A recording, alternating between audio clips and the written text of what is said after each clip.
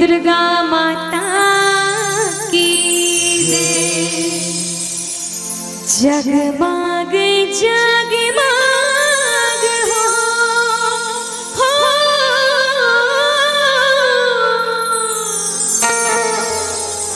जगमग जगमग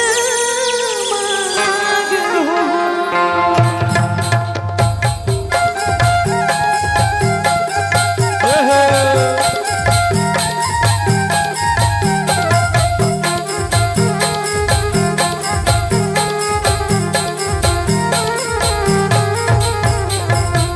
जगमग जगमग हो बरदी ना ये दिखाई वो बरदी ना जाई वो तोरे दुआ।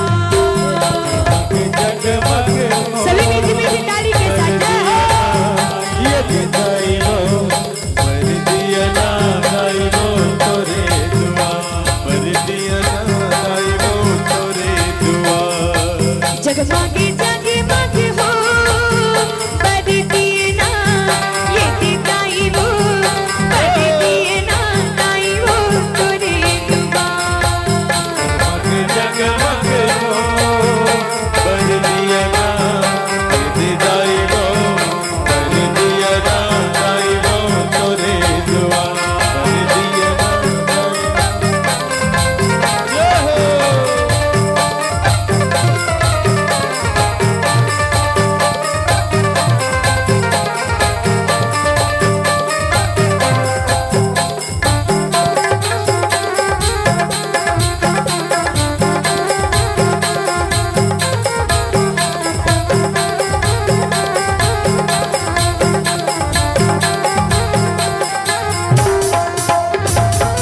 डम डम डम डम मादार बजते दिन मादार बजते दिन दाई वो तोरे दुआ।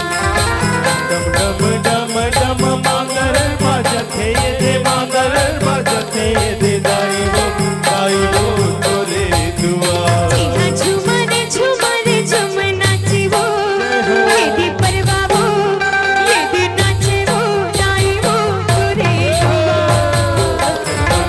जगमग हो बरदिया ना दाई वो बरदिया ना दाई वो तोरे दुआ।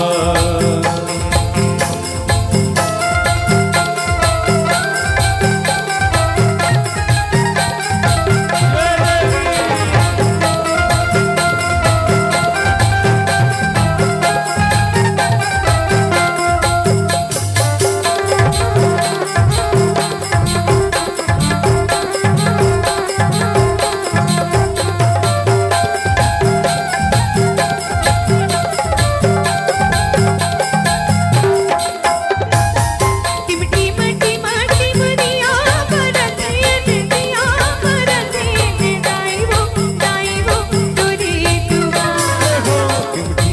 दिया बरते दिया बरते दाई वो तोरे दुआ। जीहा जुरे जुरे यार के उतारे वो ये दी बिगा वो ये उतारे वो दाई वो तोरे दुआ। जगमग जगमग हो बरदी ना दाई वो तोरे दुआ बरदी ना दाई वो तोरे दुआ बरदी ना दाई वो तोरे दुआ बरदी ना दाई वो तोरे दुआ बरदी ना दाई वो तोरे दुआ बरदी ना दाई वो तोरे दुआ बरदी ना दाई वो तोरे दुआ। जयकारा शेरा वाली दा बोल साचे दरबार की। आपकी आवाज ही आपकी पहचान है। जी हाँ, यदि आप अपनी आवाज को एक नया आयाम देना चाहते हैं तो चले आइए डिजिटल रिकॉर्डिंग की ओर। Sahu sound service Katangi Gandai. संपर्क करने के लिए मोबाइल नंबर है 94062628287089887028।